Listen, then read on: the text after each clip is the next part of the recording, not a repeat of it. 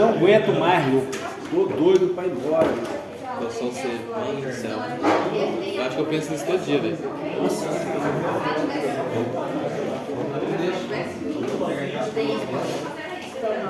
Doutor, o senhor chegou 8 horas da manhã, né? Por que você é tarado assim? Por que você é tarado assim?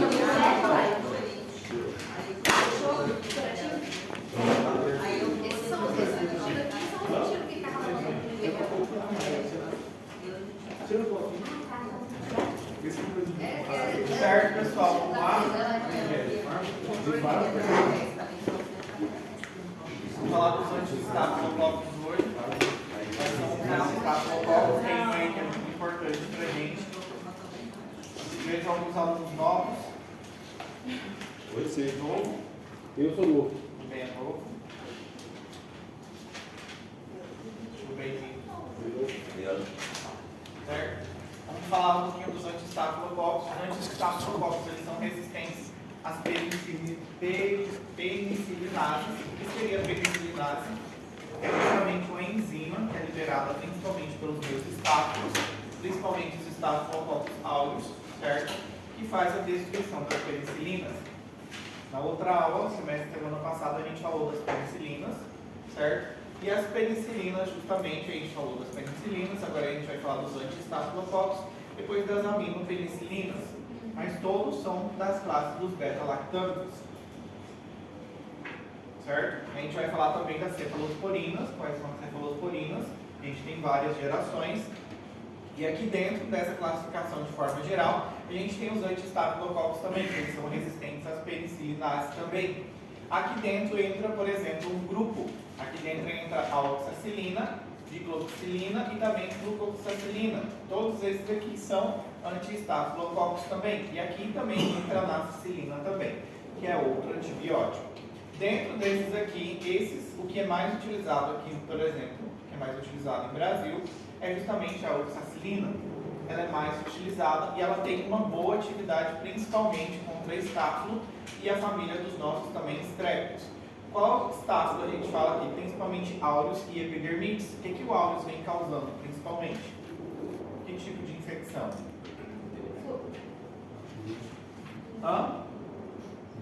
Infecção de pele, principalmente os estáfilos, eles estão envolvidos em pele, principalmente áureos e epidermides. Porém, epidermides, ele forma um biofilme e tem uma forte relação com locais onde tem plástico, principalmente.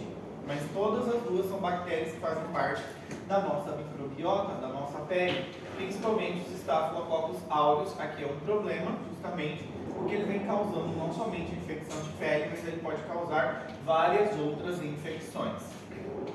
E eu quero que depois eu vou explicar para vocês um trabalho que vocês vão fazer da parte de fármaco.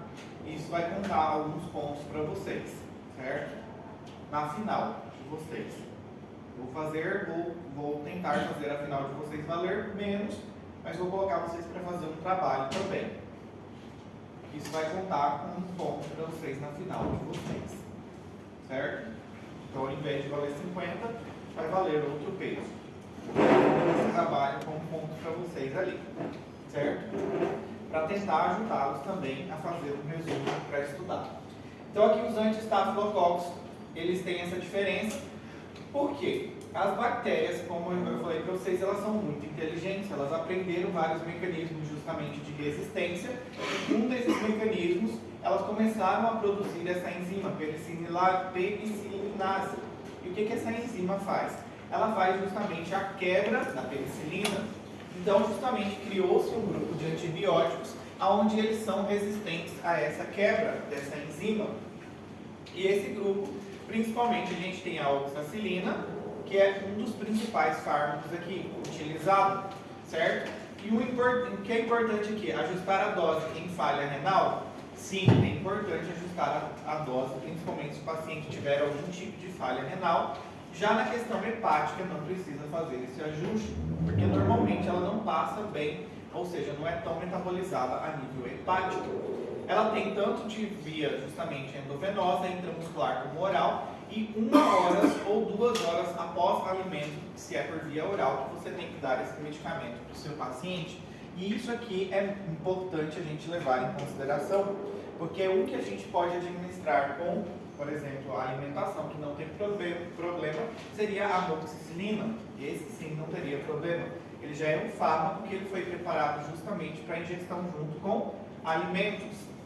Mas aqui, para que a gente vem utilizando as oxacilinas? Elas então têm um espectro muito bom, justamente para quem? Estáfilo e estrépito. Principalmente estáfilo e estrépito, que são qual grama? Positivo. Positivo, muito bem. São gram-positivos, isso é importante levar em consideração também, tá? Não tem ação principalmente para enterococos, bacilos gram-positivos, bactérias anaeróbicas, cocos e bacilos também, que são gram-negativos. Não tem uma ação, não tem a boa ação aí com esses micro-organismos. Seria de primeira eleição principalmente para Pseudomonas aeruginosa. Funciona muito bem com Pseudomonas aeruginosa. Só que a gente vai ver justamente outro que é muito melhor ainda do que a oxacilina para tratamento de Pseudomonas aeruginosa, certo? A nafcilina, ela é muito mais ativa do que a oxacilina. Então, melhor ainda justamente que a oxacilina seria a nafcilina, justamente para tratamento dos meus pacientes. Tá? Dos anti, então, estafilococcus, o mais importante que a gente tem aqui é a oxacilina. Hoje, o que é preconizado para tratamento dos nossos pacientes quando tem infecção de pele?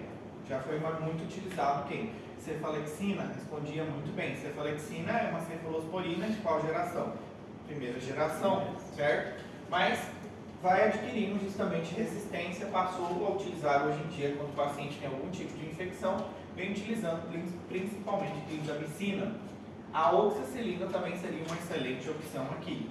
A oxacilina é uma excelente opção aqui. Então, se o paciente tem uma infecção de pele diretamente, a gente pensaria justamente em uma oxacilina, primeiramente uma clinda e cefalexina, certo? Para depois uma oxacilina, tá? Então aqui, depois a gente vai falar, vai por outro slide também, falamos de forma geral. Mas as partes mais importantes eu já justamente reduzi para vocês aqui, certo? Tranquilos até aí? Depois, a gente tem outra classificação ali que é das aminopenicilinas. As aminopenicilinas eu tenho a ampicilina, que é muito conhecida, e tenho a amoxicilina também, que é muito conhecida. São dois fármacos muito utilizados. Aqui, realmente necessita também de ajustes, caso o paciente tiver falha renal, e o espectro delas são muito bom. Tanto da AMP como a Amox, ela é muito boa, elas funcionam muito bem. São medicamentos que se utilizam muito, principalmente a AMP é muito associado com outros fármacos, por exemplo, com o VAM e associado, por exemplo, com outro tipo de cefalosporina, principalmente quando o paciente tem algum tipo de, por exemplo, quando tem meningite. Mas o que é importante aqui das aminopenicilinas? O espectro delas é principalmente bom para gram-negativos. A gente tem aqui Haemophilus influenza, Salmonella, Escherichia coli, Proteus mirabilis e Shigella. Funcionam muito bem com essas enterobactérias. Já também funciona também muito bem para alguns anaeróbios. Só que aqui, quando a gente tem os anaeróbios, elas pegam bem também anaeróbios, só que seriam melhor as penicilinas, não as aminopenicilinas aqui. Observe que aqui as ampicilinas a gente pode também fazer uma associação com algum inibidor, que a gente vai falar ainda, que são inibidores justamente das beta-lactamase. Por exemplo, hoje já se passa muito que a amoxicilina com clavulanato. O clavulanato é justamente um inibidor da beta-lactamase, mas agora a gente vai falar somente de forma geral delas separadas, certo? Aqui, a ampicilina tem uma diferença, que a ampicilina ela é muito mais ativa, ela é 2 vezes mais ativa do que a amox, justamente no tratamento de Shigella. Onde que Shigella aparece normalmente? O que Shigella causa? Caganeira. Caganeira. Disenteria. O que seria essa disenteria? Qual a diferença de diarreia para disenteria? Sangue. Sangue, muito bem. Disenteria, o paciente tem presença de sangue. E por que justamente isso?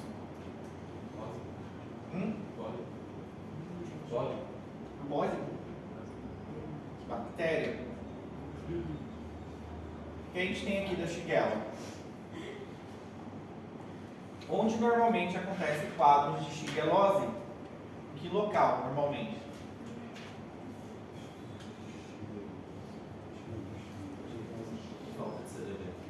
Lion? Não.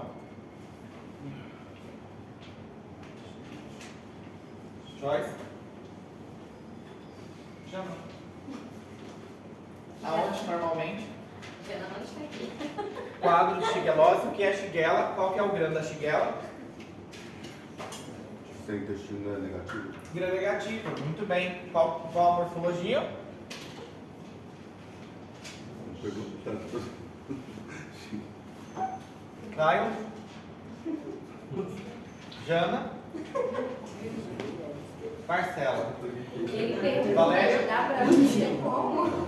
Maria Valéria? Maria Valéria sabe. Inventou até um nome agora. Justamente shigella, ela vem causando desinteria. A shigella, ela justamente libera duas toxinas, que são justamente toxinas Shiga 1 e Shiga 2. E justamente aqui pode causar até mesmo um síndrome urêmico, dependendo do meu paciente. E aqui, por isso, que ela vem aderindo super bem a essas toxinas, causando lesão diretamente nos meus enterócitos. Por isso que o paciente ele tem uma desinteria com presença de sangue. E é muito comum em que grupo? Principalmente em crianças e crianças que vão à creche. Quando acontece esse episódio de shigella, aparece muito comum em creche. E quem que responde super bem aqui? Justamente a nossa ampicilina. Poderia ser um tratamento. Tá? Outro aqui que a gente tem também para tratamento seria a amoxicilina também. A mox também seria excelente, só que a mox funciona muito bem para Enterococcus, Listeria monocytogenes e para Helicobacter pylori.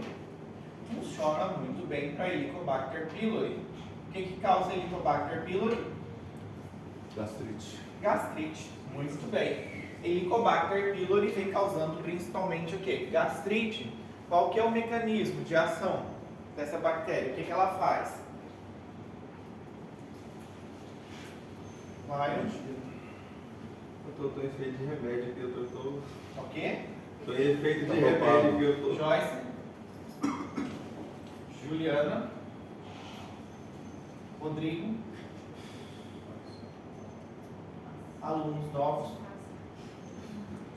Eu só lembro a parte que ela se adere à mucosa. Como você se chama? Lucas e Alessandro. Alessandro. Lucas? Qual o mecanismo de ação do Helicobacter pylori? Qual o grão?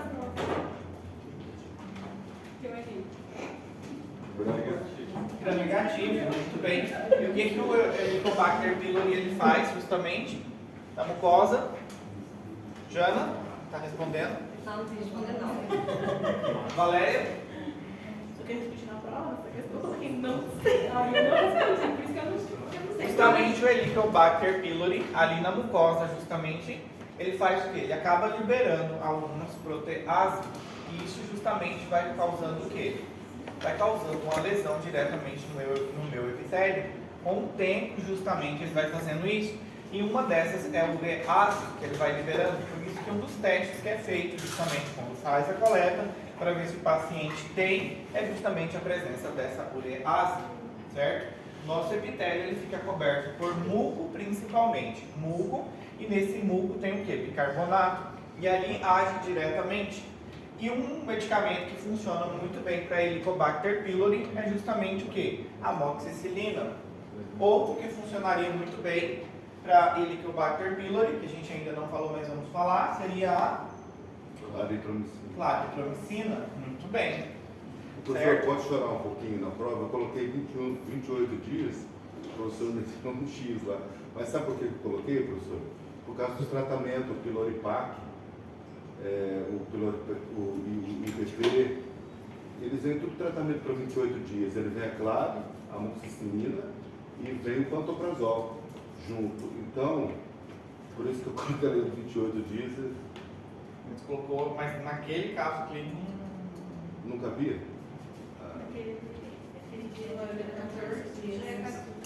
aqui justamente observem também que é de primeira eleição. Quando que a gente vem utilizando uma MOX também? Quando que a gente pode indicar uma MOX? A gente pode indicar uma MOX para os nossos pacientes se caso tiver justamente uma infecção de vias respiratórias, principalmente se for um Streptococcus pneumoniae. Amox no caso de uma infecção de vias respiratórias. A gente pode indicar se o paciente tiver com Streptococcus pneumoniae. Por que a gente suspeitaria de um Streptococcus pneumoniae? O que ele causa, o Streptococcus pneumoniae? Pneumonia. O que mais que ele pode causar? Caio? Lucas? Hã? Infecções das vias aéreas. Infecção de vias aéreas. Quais? Bronquiolite. Bronquiolite. Via aérea, normalmente o quê? Superior. O que a gente tem aqui? Superior. Sinusite. Sinusite. Muito bem. Sinusite pode justamente causar. A gente pode utilizar no tratamento de uma sinusite, a gente pode utilizar também no tratamento de uma otite, certo? Isso é importante que vocês guardem na cabeça de vocês, porque quando vocês. Por que a gente fala dos germes mais frequentes? Justamente dos micro-organismos mais frequentes. Porque vocês não vão lembrar de tudo. Óbvio que não vão lembrar. Somente na prática, todos os dias, vocês vão acabar o quê? Se recordando. Só que os micro-organismos é importante vocês conhecerem. Mas vocês vão combater um bichinho inimigo de vocês se vocês não conhecem, não sabem justamente qual que é o bichinho que vocês estão lidando ali. A AMP, qual que é a diferença justamente da AMP e da Amox? Em relação à questão de estabilidade por via oral, é muito melhor a Amox do que a AMP. A Amox ela é muito melhor. As duas são estáveis em meio ácido, elas são bem absorvidas por via oral, só que melhor é a absorção justamente o quê? Da Amox. É mais rápido, né? Mais rápida também. Na realidade, a Amox ela já é um preparado, já foi preparado com o objetivo de ser administrado por via oral. Então, ela é muito mais estável, ela não interfere se você faz a utilização com alimentos ou com, se você come depois ou não come, não tem nenhum tipo de interferência. Já a AMP, ela faz o quê? Ela tem um atraso. Se você justamente comeu e tomar uma AMP, a absorção vai o quê? Atrasar muito mais, vai demorar muito mais. É o que não acontece com a amoxicilina. E as duas, de forma geral, certo? Têm as suas indicações terapêuticas e volto a repetir. Infecção de vias aéreas superior, Streptococcus pyogenes pneumoniae, em caso de sinusite, otite, principalmente, a gente vai utilizar qual delas aqui? A Amox. Principalmente a Amox. Certo? Só que aqui a gente está falando de forma geral, depois a gente vai falar dos inibidores das beta-lactamases. Então hoje em dia já são utilizados também o quê? Amox com o quê? Flavanato. Muito bem. Hoje em dia não se usa muito sozinho elas mais. Infecção do trato urinário pode ser utilizado quem? Ampicilina. Pode ser utilizado uma ampicilina? Pode ser utilizado. Mas utiliza muito mais qual? Quinolona. Utiliza as quinolonas, muito bem, utiliza muito mais as quinolonas. Meningite aqui, também, no caso de meningite, se é por Listeria monocytogenes, a gente pode utilizar as aminopenicilinas, funcionam super bem, certo? Agora, um combo que a gente faz aqui para um tratamento de meningite, normalmente é o que? AMP, vanco e uma cefalosporina de terceira geração. Qual seria a cefalosporina de terceira geração, Valéria? Valéria. É porque foi a professora bem, aí fica. Lucas? Cefalosporina de terceira?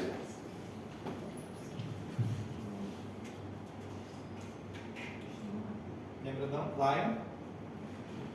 Alexandre? Hã? Olhando aí? Eu acabei de fazer Mas seria excelente. Mas não é essa. Mas não é essa utilizada. É ceftriaxona. Muito bem. Ceftriaxona é a que é mais utilizada justamente aqui.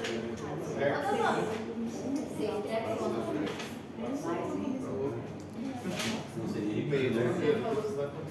Professor, É a de um grama, né? Na realidade aqui o que a gente pensa, meningite ela é complicada e o medicamento para atravessar também, claro que quando está inflamado é mais fácil dele passar, mas ali a gente tenta fazer o quê? Se é um tratamento empírico que eu não sei nem o que eu estou combatendo, eu vou o quê? AMP, vanco e cefalosporina de terceira geração. Pega quem estiver ali. Então, Professor. infelizmente, a gente tem que fazer uma dose o quê?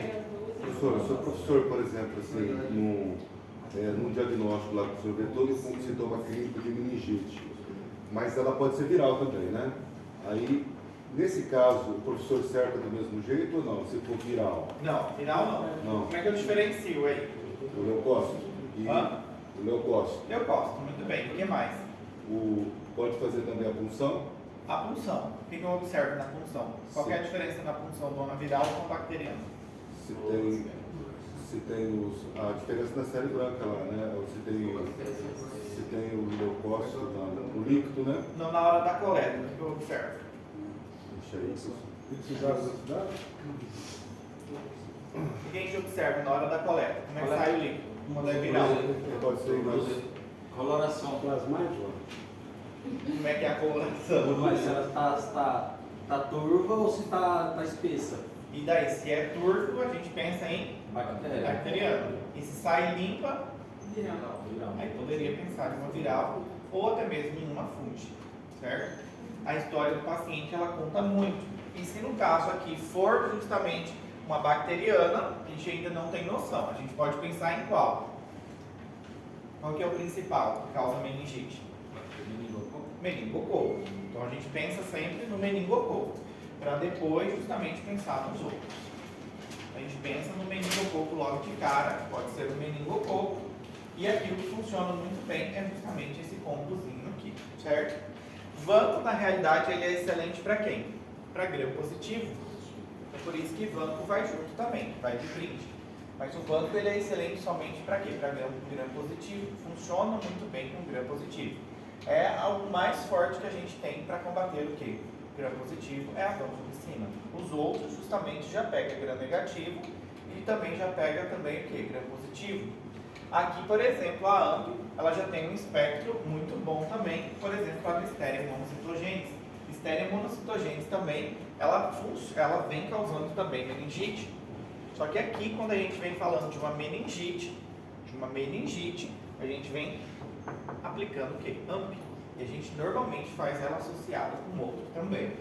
Tá? O que eu quero de vocês? Eu quero de vocês, como é muito fármaco e muito medicamento, eu quero que vocês montem um material para vocês estudarem, que seja para auxiliar vocês mesmos na hora dos estudos. Como que eu vou querer que vocês montem isso? Posso apagar? Pode.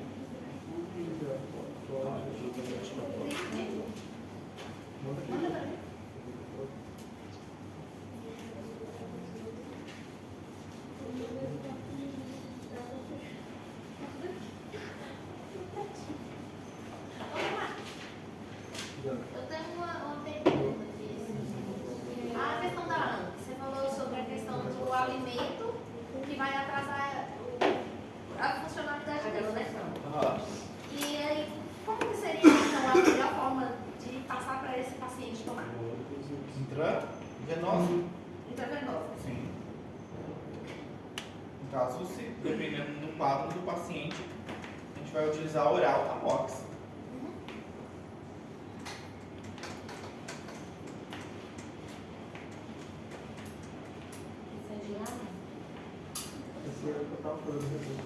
Certo? Observem aqui, então, de forma geral, algumas situações. A gente tem os nossos anti-estafilococos e principalmente aqui... Não, gente, calma, eu tô esquentando ainda. Tá frio. Aí aqui a gente tem os nossos anti-estafilococos, certo? A gente falou da oxacilina, é o principal que a gente tem aqui. Os outros não são tão utilizados no Brasil, nem aqui no Paraguai. A oxacilina é o mais utilizado. Tem uma boa ação, principalmente contra os estáfilos e contra os estréptos, principalmente aqui áureos e epidermides, certo? Mas não tem ação principalmente contra quem? Enterococos, bacilos gram-positivos e bactérias anaeróbicas também, e alguns poucos bacilos gram-positivos. Qual que é a dose normalmente de oxacilina? Oxacilina, se é utilizado por via oral, normalmente a gente utiliza a dose de 50 a 100 mg quilo dia. E quando é intravenoso é de 100 a 150, certo? Quando é intramuscular, é utilizando de 100 a 150. Depois, a gente tem os outros que não são tão utilizados. Então, falamos mais aqui somente da oxacilina, certo? Eles são excelentes, principalmente para bactérias que produzem o quê? Penicilinase, ou seja, liberam essa enzima justamente que degrada o que? A penicilina. Então, principalmente, a gente vai utilizar uma oxacilina nessa situação, quando não funciona bem quem? As minhas penicilinas. Aí eu vou fazer a utilização de uma anti-estafilococácica, certo? Eles funcionam bem com quem? Com Pseudomonas aeruginosa. O que Pseudomonas aeruginosa produz? Como que eu diferencio uma pseudo-aeruginosa no paciente? Olhando. Posso assim pensar em pseudo, uma infecção por pseudomonas. Coloração. Coloração, E o pseudomonas e o odor também. Pseudomonas, ela tem justamente um cheiro adocicado e ela solta uma pigmentação, que é uma pigmentação de coloração esverdeada, certo? Então isso é clássico numa pseudomonas. Você olha para o seu paciente ou você chega no quarto, por exemplo, vamos pegar uma coisa mais assim, simplesinha, um pé diabético. E justamente é por pseudomonas, quando você chega no quarto, se você vai fazer a limpeza ou começa a apertar, justamente sai uma secreção muito esverdeada. E o cheiro também é muito doce. A literatura diz que o cheiro é parecido com semente de uva. Eu acho que nada a ver com semente de uva, tá? Mas é um cheiro muito doce. Quem já viu, já teve contato com pseudomonas aqui? Já? Já também? Você entra no corte, você já fala que seus hormônios. Não seria de quem é diabético também. Pode aparecer também, mas o cheiro é muito doce, certo? Eu tenho cepa de pseudomonas aeruginosa, mas eu não posso trazer para vocês. Não trazer para vocês cheirarem. Tá bem? Cheirinho bem docinho mesmo. Tá? O tratamento alternativo poderia ser utilizado para Proteus mirabilis também. O que vem? Proteus vulgaris também. O que causa principalmente Proteus mirabilis e Proteus vulgaris também? O que eles causam? A situação da prótese. Hã? Prótese? Não é isso. O que eles causam? Proteus mirabilis. O que ele vem causando? Principalmente Luquinha. Lucas novo. Alexandra. O vulgaris ali não é diácono vulgaris. Infecção urinária, muito bem. Proteus mirabilis, justamente, ele é o segundo causador, depois da E. coli, de infecção de vias urinárias. É o segundo. E essa bactéria aqui também ela tem uma característica. Normalmente, ela produz, quando a pessoa está com a infecção urinária por Proteus mirabilis, a urina ela tem um cheiro muito que? Amônico. Ela tem justamente esse cheiro por Proteus mirabilis. E uma complicação futuramente que Proteus mirabilis pode ocasionar é a formação de cálculos. Cálculos aonde? Renal, exatamente. Pessoa que sofre muito com Proteus mirabilis, ele tende a formar muitos cristais e esses cristais com o tempo vai formando cálculos, justamente a nível renal. E a causa principalmente é por Proteus mirabilis. Então uma opção aqui também dos anti-estafilococáceos para ser utilizados no tratamento seria a oxacilina, para Proteus mirabilis também, certo? Só que aqui a gente fala de opções para tratamento, não é o que normalmente a gente não indica oxacilina, normalmente nesses quadros não, tá? Na infecção de vias urinárias a gente não vai utilizar a oxacilina. A gente reserva mais a oxacilina quando a gente sabe que o paciente está com infecção de pele e não respondeu a nenhum tipo de penicilina. E aí a gente já sabe que provavelmente aquele micro-organismo ele seja o quê? Produtor justamente de penicilinase. Então ele está fazendo uma destruição das minhas penicilinas e automaticamente eu preciso entrar com esse fármaco que não vai deixar o quê? Com que seja destruído, ou seja, não vai deixar que essa penicilinase venha destruindo o meu fármaco.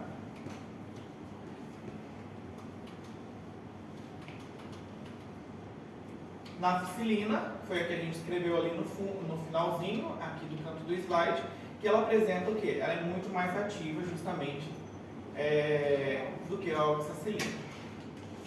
Já das aminopenicilinas, não vamos esquecer que principalmente a gente vai falar da ampicilina e da amoxicilina. As duas são muito importantes para a gente. A amoxicilina, principalmente, é muito utilizada por via oral. por via oral é muito utilizada. E muitas vezes ela vem associada o quê? Com ácido clavulânico, justamente. E a ampicilina normalmente ela vem associada com surfactante, certo?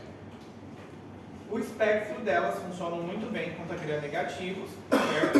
E não esquecer que elas funcionam muito bem o quê? Contra E. coli, Shigella, Salmonella e Proteus mirabilis também funcionam super bem com esse micro-organismo.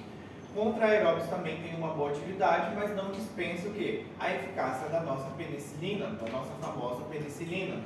E a ampicilina, ela seria muito mais ativa frente ao quê? A Shigella do que propriamente a minha Amox. A Amox funciona bem para Helicobacter pylori, certo? De primeira eleição, se a gente tivesse um quadro de infecção de vias respiratórias por Streptococcus pneumoniae ou justamente uma infecção por Helicobacter pylori, a gente poderia indicar quem aqui? Uma amoxicilina. Agora, se o paciente tiver justamente com actinomicose ou erisipeloide, a gente poderia tratar o paciente com uma ampicilina, certo? Agora, por exemplo, AMP ou Amox aqui, no caso de uma infecção por Pasteurella monocida, a gente poderia utilizar também. Agora, se é um caso muito mais complicado, onde o paciente já vem apresentando uma endocardite, e essa endocardite, no caso, é causada por um Streptococcus do grupo Viridans, ou justamente a Galactiae, aí a gente tem que fazer uma associação, aqui já é uma complicação um pouquinho mais difícil de tratar, então a gente utiliza quem? Genta e AMP, certo? Streptococcus viridans, onde normalmente a gente encontra os viridans? O que eles causam normalmente? Lucas? Arrumando o cabelo, Lucas? Jana? Viridans? Valéria? O Everson? Paulo? Bora, gente, microbiologia, em nome de Jesus. Cárie dentária, muito bem. Muito bem. No grupo Viridans a gente classifica ele em mutans e sangue.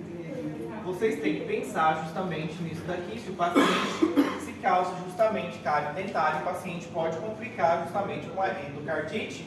E se caso esse paciente apresentar uma endocardite, a gente pode utilizar uma AMP e uma agenta para tratar esse paciente. É uma opção de tratamento aqui, não quer dizer que vamos utilizar sempre AMP e genta. A gente vai utilizar outros fármacos também, que respondem muito melhor. Você, na realidade, vai determinar o melhor tratamento para o seu paciente, mas vocês precisam conhecer o bichinho que vocês estão combatendo. Justamente vocês precisam saber o que indicar para esse paciente. Ah, vou passar não sei, uma cefalexina, não sabe nem o que pode ser que o paciente tenha. Não sabe se vai funcionar, depois o paciente xinga você todinho, certo? A Galactiae causa principalmente o quê? Ah, não vou procurar não, que foi. Streptococcus Galactiae é outro que é um problema pra gente aqui, na saúde. Jana? Juliana? Lion? Rodrigo? Barton? Walter? Luquinha? Luquinha novo? Vaginal, urinar. Hã? Urinar, vaginal. Farinha da... Maria? Ah, não. Streptococcus Galactiae, onde que ele é um problema pra gente aqui? Principalmente em gestante. É protocolo que deve ser feito. Toda gestante tem que ser feita a coleta de suave, justamente da região vaginal e do ânus, para verificar o que? Se tem a presença de Streptococcus Galactiae. Por que faz isso? O que ele pode causar? Hã? Mais alto. O que ele pode causar? Por que é feito isso? Endometriose. Se é gestante, quem que tem que cuidar aqui? O feto. Muito bem. Existe, isso é protocolo, isso deveria ser seguido no SUS, na maioria dos hospitais. Eu sei que alguns não seguem, porque tem que ser feita essa coleta, porque se é um parto vaginal, a criança ela vai entrar em contato com esse micro-organismo e pode ter o quê? Uma meningite, pode ter uma pneumonia, pode ter uma sepsis tardia ou temprana e pode vir a óbito em até 28 dias, uma sepsis justamente tardia. E isso é importante e isso deve ser o quê? Seguido. Inclusive, eu não sei, foi daqui, não sei de onde que foi. Estava justamente falando com um aluno e ele falou para mim, não, mas lá na minha cidade é feito sim, em Minas Gerais é feito, justamente toda gestante tem que ser feita a coleta. Aqui eu sei que não faz, porque esses dias optou justamente por com 28 dias por Streptococcus agalactiae. Ô, professora, no início da gestação, Tem que ser feito no início e próximo também. aí se apontasse positivar, aí já entra com a ampicilina. Tem que fazer uma profilaxia, tem que fazer. Não necessária a ampla, pode ser as penicilinas. Passabox Hã? pode ser também penicilina mesmo? Pode ser a antes também, mas pode ser uma penicilina também. Antes, pode ser feito antes do parto. O ideal é ser feito antes. Depois não tem importância. Mas o doutor Marcos, eu conheço uma gestante que está fazendo tratamento até o final, médico da gestação. Ela tem estrepto, deu estrepto, Desde o início até o final, até o dia do meu pai. tem que fazer. Infelizmente, tem que fazer. Não tem pra onde correr. Mas o que acontece? Muitos não só de parto, né? faz. Parto normal, cesárea não. O que acontece? Na realidade, ela pode produzir aborto também. Aí tem um risco também para a mãe. Então, mesmo que seja cesárea, ela tem que fazer O ideal é tratar até o final, máximo. tratamento. Exatamente. Então por isso tem que fazer o exame, tipo, na verdade, de ontem. Ela falou que só descobriu depois do quase no 5º mês. Porque ela Mas- começou a ver que estava saindo secreção vaginal. Aí ela foi, fez o exame e descobriu. Aí começou a tratar. O que acontece muitas vezes é que a maioria não pede, os médicos não pedem. E o correto é justamente ser feito. Ela é comum porque Streptococcus agalactiae faz parte da nossa microbiota. Que microbiota? Deve ser intestinal, né? Intestinal, muito bem. Mas ele tem outro nome? Intestinal. Streptococcus do grupo B também. No caso, eles teriam que fazer aquele exame igual eles pegam de... É um swab, exatamente. É, sim, mas quando pede por trimestre, não é? Você faz todos os exames por trimestre, né? No pré-natal. Deve ser feito a partir do momento que ela já tem conhecimento que ela está gestante, na Professor, realidade. Mas Papa tem que Nicolau, fazer sim. durante Não, os não é Papa trimestres também, porque tem repete, cada trimestre tem Tem aquele um exame controle. de Sim, Mas teria que fazer esse no caso dos 3 trimestres. sim, tem Porque que pode fazer. ser que aconteça no Mas às vezes o garoto dedicou no início, né? Mas exatamente. Professor, mas não seria, por exemplo, assim, no tratamento preventivo, né? Por exemplo, se a pessoa tem uma desbiose intestinal, aí se ela fazer o tratamento com probiótico uns 3 meses antes para normalizar a flora, será que tem ainda possibilidade de, mesmo assim? Mesmo assim, tem a possibilidade. Então, por ela fazer parte do trato gastrointestinal, ela coloniza muito bem a região entre o ânus e a vagina. Por isso se faz uma coleta dali. Na realidade, eles achavam que o Streptococcus agalactiae fazia parte da microbiota da vaca. Da vaca, justamente.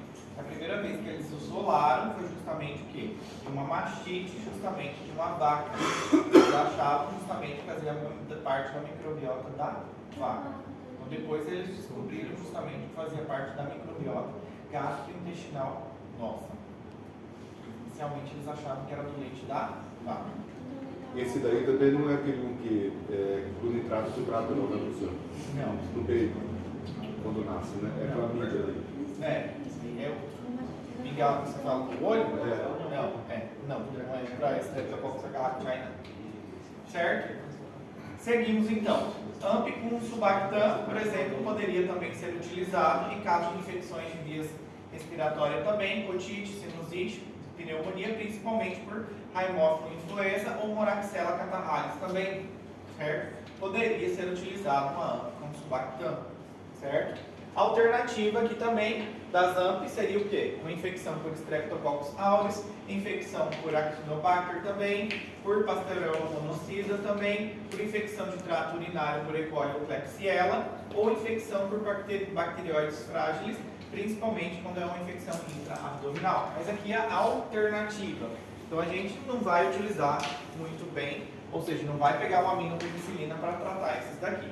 A gente vai utilizar um que seja específico justamente para autos, certo? A dose delas, normalmente, AMP, que a gente vem utilizando, é o quê? De 50 a 100 mg quilo dia, certo? Se for intravenosa, vai ser de 100 a 200 mg quilo dia, certo? Que a gente vem utilizando. Normalmente a AMP se utiliza mais o quê? É mais prescrita intravenosa, se utiliza mais intravenosa, certo? Já a Amoxicillin vem utilizando o quê? Por via oral. E essa dose da Amox, normalmente, ela é ajustada, é feito justamente um ajuste. Depende muito o quê? Da afetação do meu paciente, do que ele tem, certo? Dependendo do quadro do paciente, a gente vai ajustar ou vai aumentar mais ainda essa dose, tá? Certo? Aqui é falando de forma geral delas. AMP, Amox.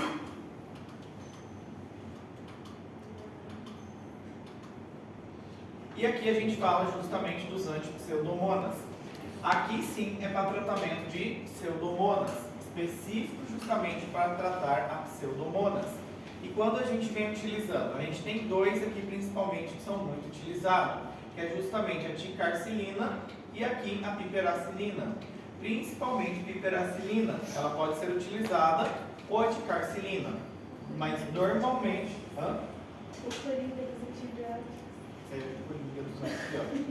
A piperacilina, ela é excelente para responder a quem? A minhas pseudomonas. Então a gente sempre vai pensar em uma piperacilina para tratamento se o paciente tem o quê? Pseudomonas.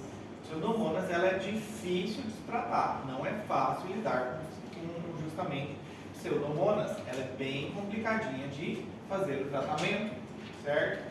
Então, ou a gente vai utilizar a piperacilina ou vai utilizar justamente a ticarcilina, certo? Só que o que é mais prescrito aqui é justamente quem? Piperacilina. A piperacilina é o mais indicado aqui, no caso o paciente ele tem o quê? Uma pseudomonas.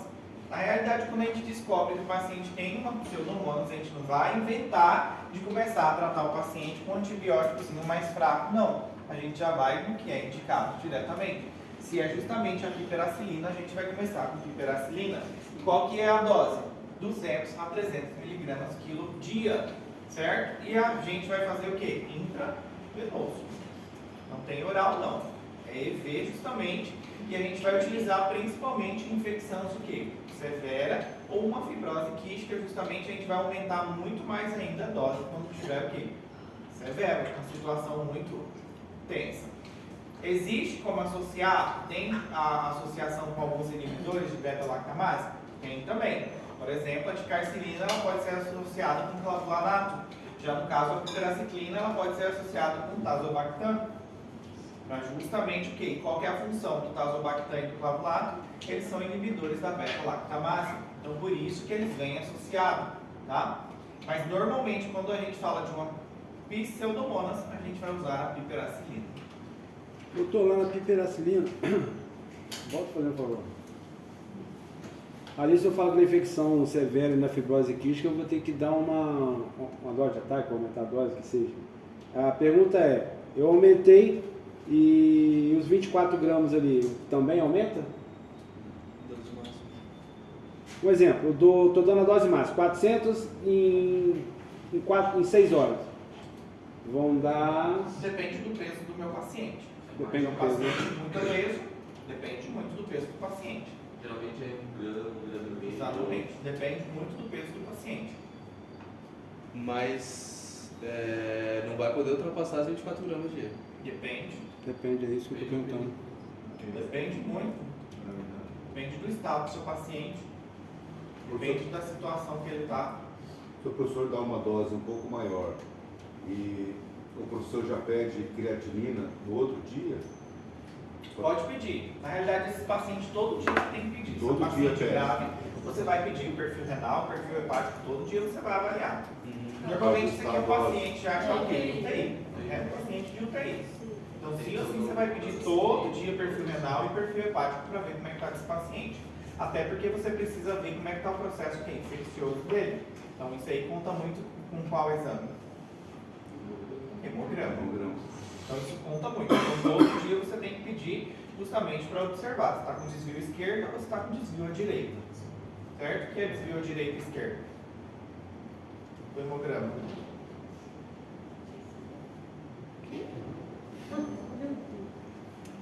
O que quer dizer? Lion. Desvio à direita. Paulo. Luquinha. Lucas Novo. Gabi. Quando o hemograma vem escrito desvio à direita. Jana.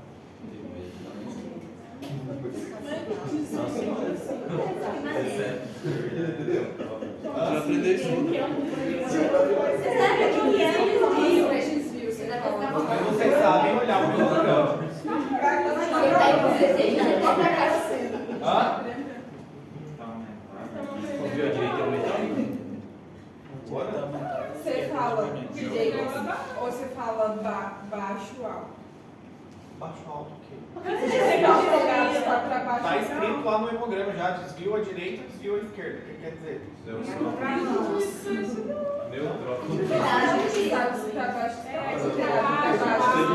Como é que tá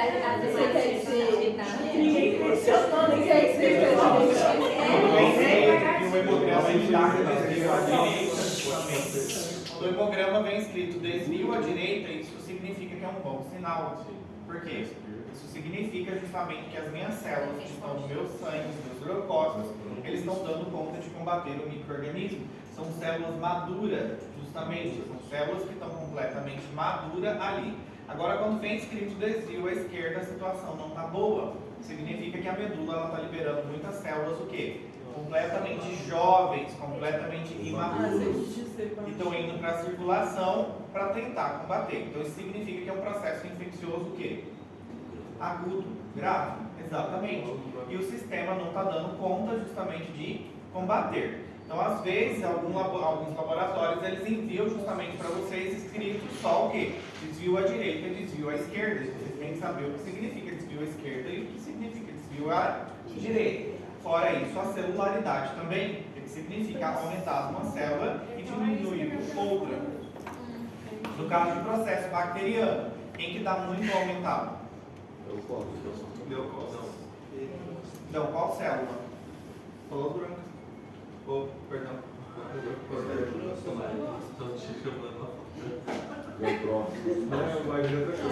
Qual que é a célula, Lucas? Dá aumentado?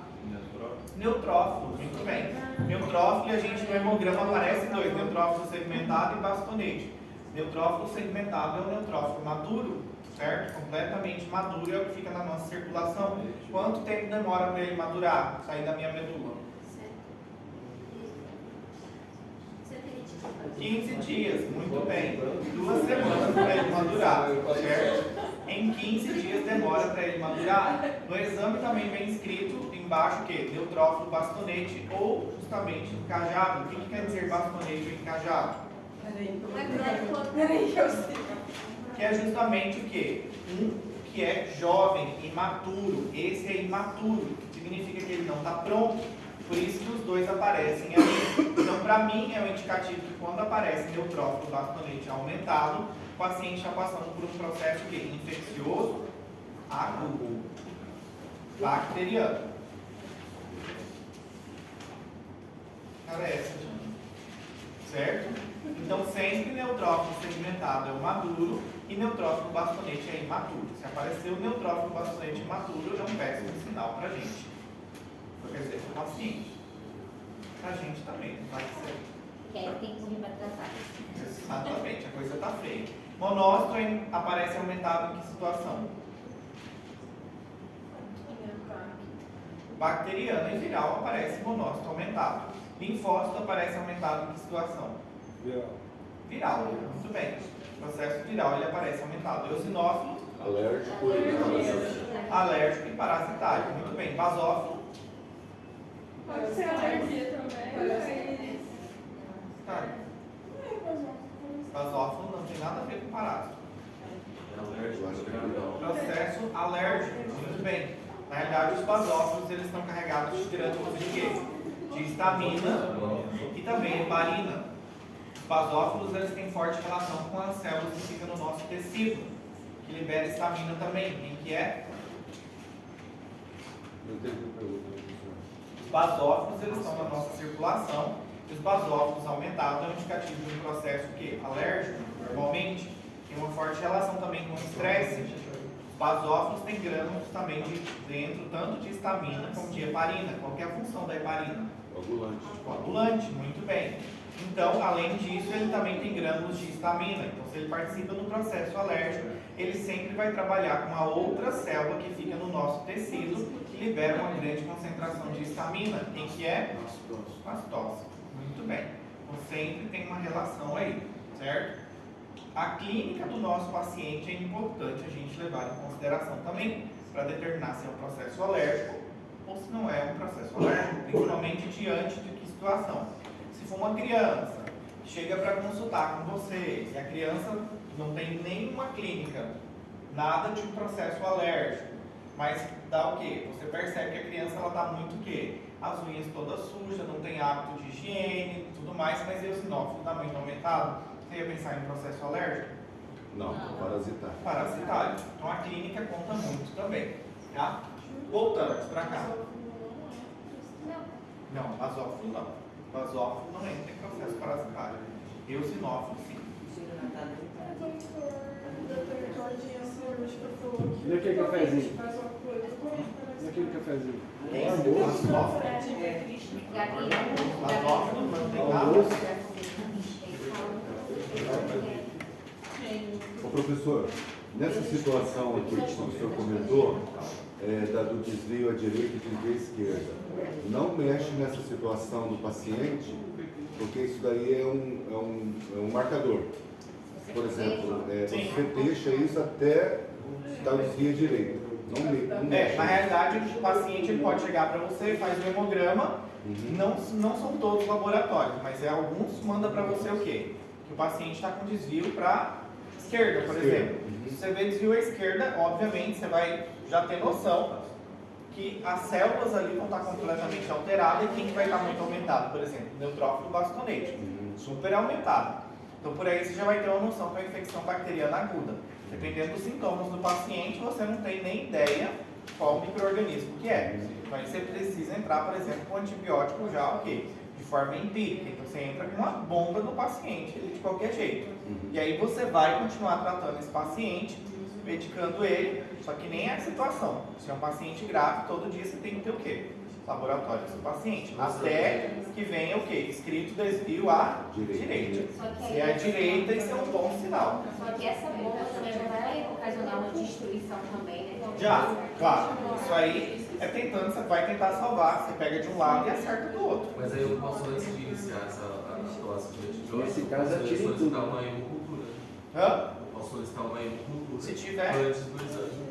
Antes da dose de antibiótico. Ah, não, vai demorar. Até lá o paciente já. Não, sim. Alta Antes da celestial. dose. Porque antes da dose eu faço a coleta de hemocultura. E recebo antibiótico. Com 5 dias eu troco o antibiótico. Pode entrar, pode fazer, não tem problema. E como que a gente faz na hemocultura? Coleta de 2 membros e 10 ml de um adulto, 5 ml de uma criança e manda para o lado. Qual o objetivo do hemocultivo? Quando a gente solicita um hemocultivo? Febre.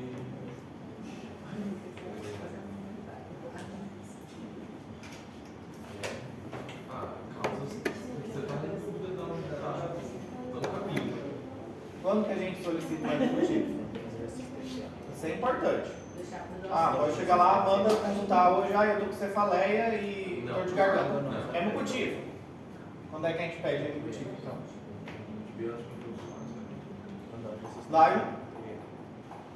Alexandre? Nem sabe do procedimento que eu acabei de ficar sabendo. Descobriu agora. É importante. E vocês pode ser que no internato vão fazer muita coleta de hemocultivo. Provavelmente o paciente já fez o tratamento e não teve resolução. colocar o despeito. Quando? Provavelmente já teve tratamento, não teve solução, não teve melhora. Aí ela faz a coleta de cultura para saber qual é o agente que está causando. Normalmente ele só pede o hemocultivo. Hã? Controle de imunidade seria? Se a bactéria só vai- do organismo, né? A gente só vai pedir hemocultivo se o paciente tiver uma febre de origem desconhecida. A gente está suspeitando justamente do quê? A gente só pede hemocultivo se o paciente tiver com suspeita de sepsis. Se você começar a suspeitar que o seu paciente está evoluindo, não está funcionando o antibiótico, por exemplo, aí você solicita um hemocultivo. E aí realmente é o que o Rodrigo falou, tem que fazer a coleta o quê? De 2 membros, certo? Tem que fazer a coleta. Tem que fazer A forma correta é sempre fazer isso, tá? Quantos De dias 2 após o membros. início do- Hã? E Por quantos quê? dias Por quê? após o início do tratamento? Vai fazer a comparação. Não, tem que ser. Mas eu peço uma Não, teoria. porque vai não tem problema. Não, tá causando resistência. Tá causando resistência, já entrou com a medicação, Não, certo? Mas eu acho que uma teoria. Não, nesse caso, por exemplo, você está tratando o seu paciente com antibiótico, mas ele está evoluindo para uma sepsis, você vai fazer a cultura, vai fazer a coleta da mesma forma. Da mesma forma, não está respondendo aquele antibiótico. Nesse caso, Rodrigo, seria muito mais interessante, dependendo, se você já sabe mais ou menos o que seria, fazer uma cultura, não um hemocultivo. O hemocultivo fica mais reservado quando a gente suspeita de uma sepsis, porque a bactéria ela está onde? Na circulação, exatamente. 5 minutinhos pra vocês tomar água. Nesse caso, eu peço uma teoria. Caiu da gente também.